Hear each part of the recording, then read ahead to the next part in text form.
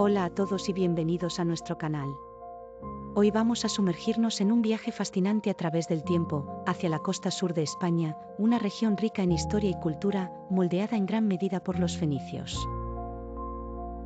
Aguarden al final para descubrir por qué esta influencia sigue siendo vital hoy en día. Imaginemos juntos las costas andaluzas hace más de 3000 años, cuando los fenicios, hábiles navegantes y comerciantes, llegaron con sus barcos cargados de productos, ideas y sueños. Al establecerse, no solo trajeron bienes exóticos, sino también nuevas perspectivas y tecnologías. Fundaron ciudades como Gadir, hoy conocida como Cádiz, convirtiéndola en una de las ciudades más antiguas de Europa Occidental. Pero, ¿cómo impactaron realmente a la región? Los fenicios introdujeron el alfabeto que con el tiempo se convirtió en la base de nuestros sistemas de escritura actuales.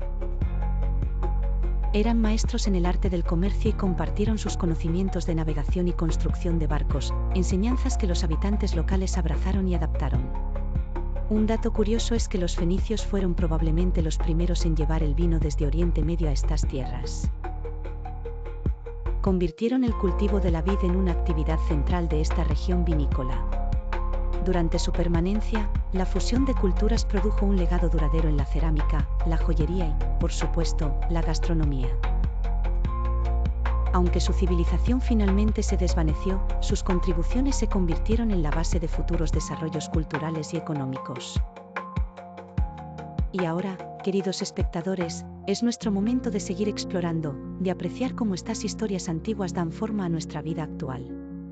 Los invitamos a suscribirse a nuestro canal para seguir descubriendo este y otros relatos fascinantes de nuestra impresionante historia.